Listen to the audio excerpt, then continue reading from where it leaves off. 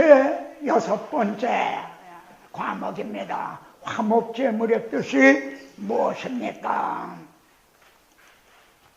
신약성경에는 예수님께서 화목제물이 되셨다는 말씀이 여러 번 등장합니다. 화목제물이 어떤 경우에 필요한 것입니까? 그것은 관계가 깨어져서 마음으로 원수관계가 됐을 때 화목이 필요한 것입니다. 그렇다면 하나님과 우리 사이에 어느 편의 잘못으로 화목이 깨진 것입니까? 그렇다면 반역한 우리 편에서 화목을 청해야 하는데 도리어 하나님께서 자신의 아들을 화목제물로 보내주시고 화목하기를 요청하셨습니다. 그러면 하나님의 아들 예수 그리스도께서 어떻게 화목제물이 되셨는지를 살펴보겠습니다. 15번째, 먼저 하나님과 인간 사이에 어찌하여 화목제물이 필요하게 되었습니까? 오직 너의 죄악이 너희와 너희 하나님 사이를 갈라놓았고 너희 죄가 그의 얼굴을 가리워서 너에게 듣지 아니하게 하나님이니.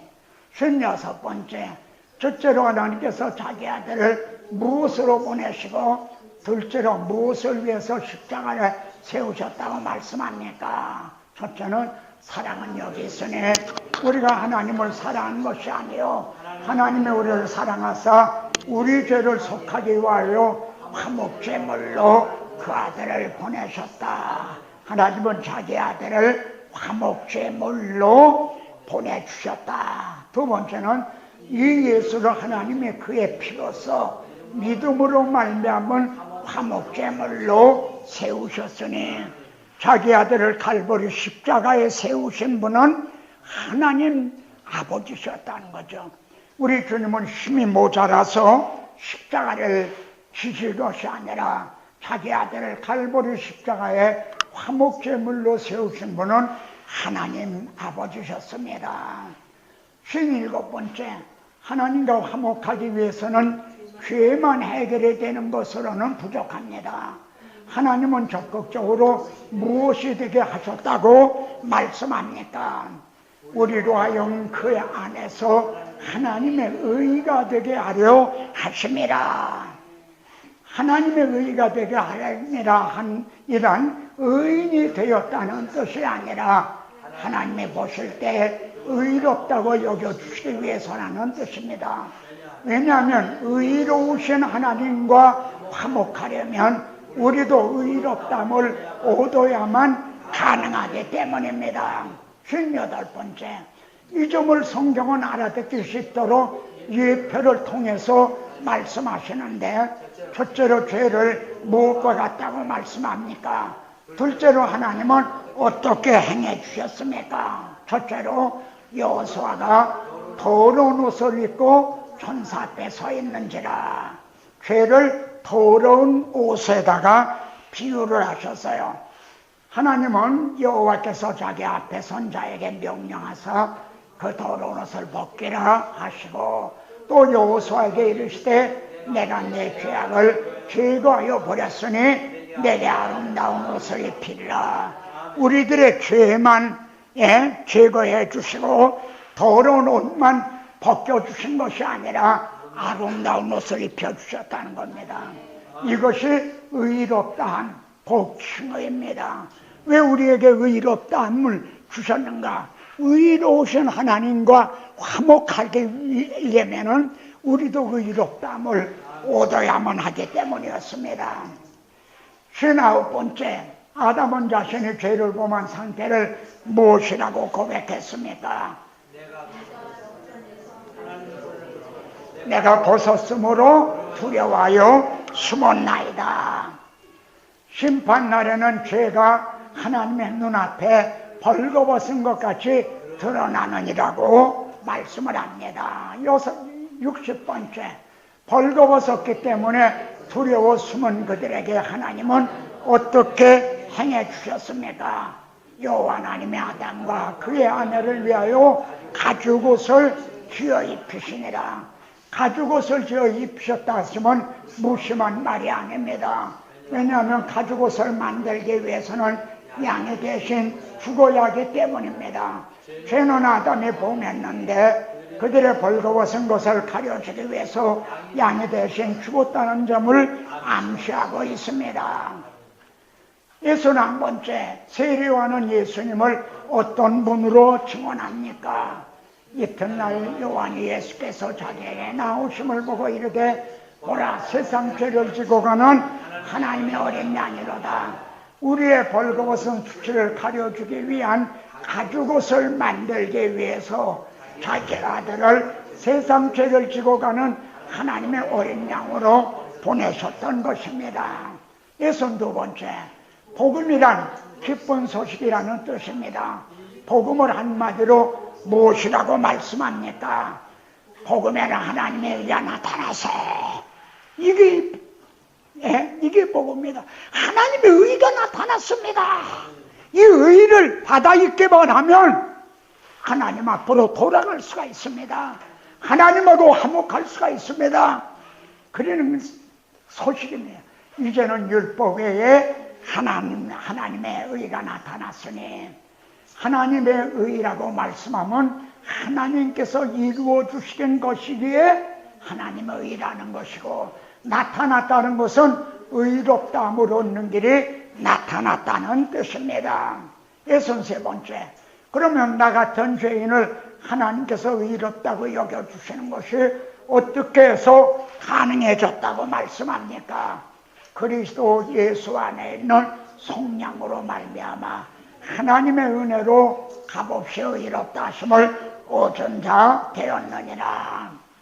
성령이란 갚을 길이 없는 빚을 대신 갚아주시고 해방시켜 주셨다는 뜻입니다. 그리고 값없이 주신다는 것은 주님께서 우리 죄값을 대신 담당하셨기 때문에 가능해진 것입니다. 그리고 이것은 우리에게 자격이 있어서가 아니라 전적인 하나님의 은혜라고 말씀합니다.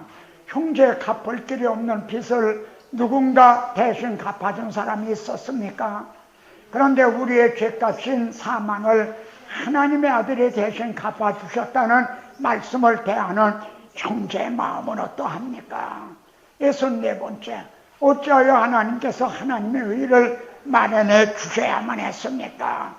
율법의 행위로 그의 앞에 의롭다 하심을 얻을 육체가 없나니, 우리가 할 수 있는데도 하나님이 마련해 주신 것이 아닙니다.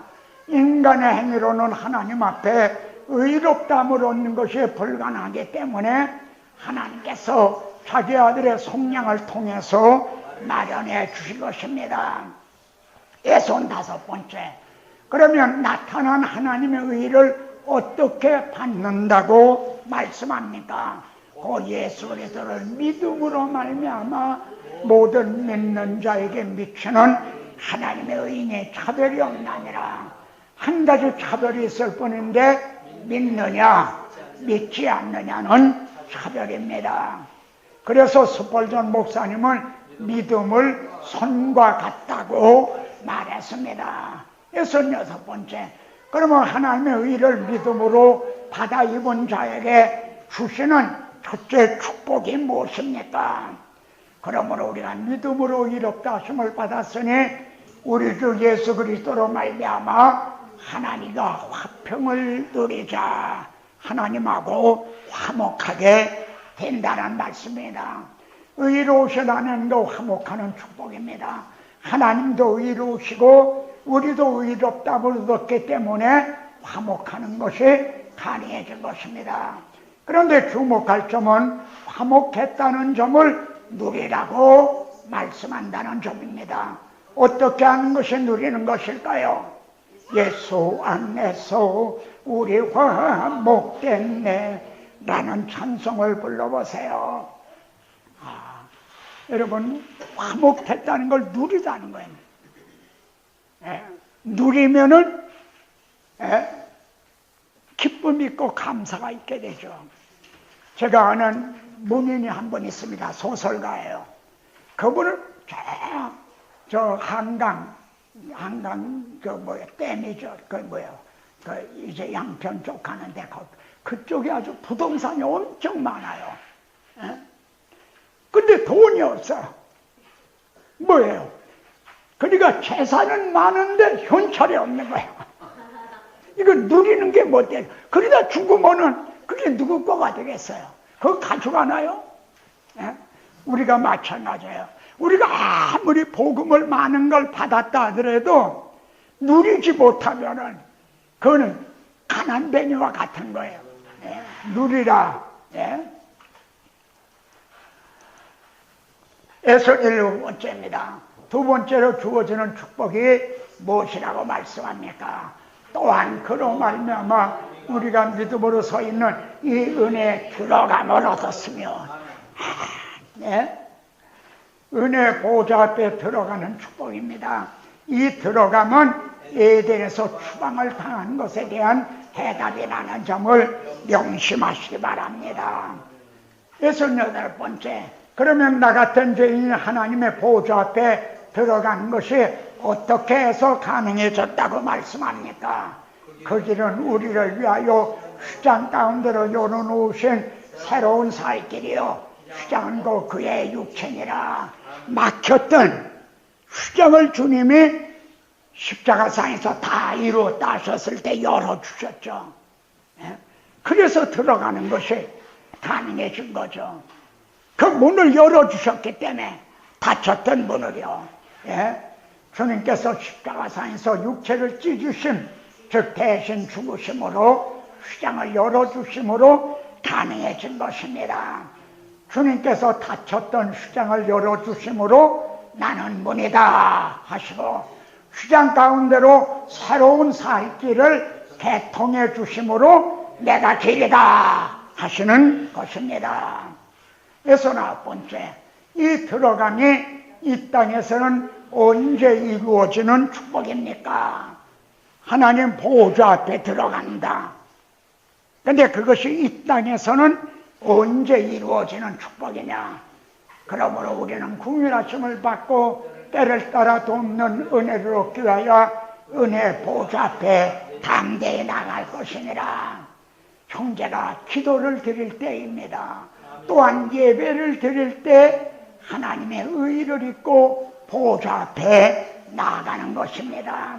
이를 알고 믿는 자라면 하나님께 예배하고 기도하는 그 시간이 참으로 감사와 기쁨이 있는 시간인 것입니다.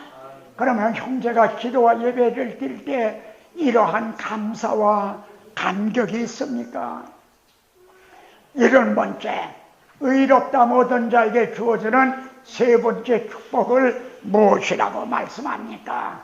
하나님의 영광을 바라고 즐거워하나니라. 주님께서 재림하시는 날 또는 우리가 이 세상을 떠날 때 영원한 하나님의 영광에 들어가는 축복입니다. 형제가 하나님 앞에 갔을 때 너는 무슨 공로로 여기에 왔느냐고 물으신다면 무엇이라고 대답하시겠습니까? 아까 하나님의 예표로 보여주신 것을 비유로 든다면 내게서 더러운 옷을 벗기시고 아름다운 옷을 입혀주셔서 그 의를 힘입어 하나님 앞에 왔습니다. 이것이 정답이 되는 것이죠. 71번째, 우리와 화목하기 위해서 모든 것을 누가 다 해결해 주시고 우리에게 무엇을 부탁하셨다고 말씀합니까? 모든 것이 하나님께로 났으며, 이런 말씀이요, 하나님과 우리를 화목하기 위해서 하나님께서 화목할 게 가능해지는 것을 하나님이 다 해결해 놓으셨다는 거예요. 자기 아들을 통해서요. 여러분, 상식적으로 하면은 제가 자주 비유를 드는데, 제가 운전하고 왔어요. 그러다 다른 차를 받았어요. 그럼 누가 사정을 해야 됩니까? 제가 사정을 해야 되는 거죠. 그런데 그러면 하나님의 차가 우리 차를 받은 겁니까? 우리가 하나님의 차를 받은 겁니까? 그럼 누가 사정을 하고 누가 변상을 해야 되는 겁니까? 그런데 복음은 뭐예요? 하나님이 자기 아들을 대신해서, 우리를 대신해서 죄값은 사망인 이 죽음을 대신 속량을 통해서 우리에게 내 자력으로는 불가능한 걸 의롭다고 여겨주시고 그리고 화목을 하자. 내가 다 해결해 놨다. 이것이 모든 것이 하나님께로 났으며라는 뜻입니다.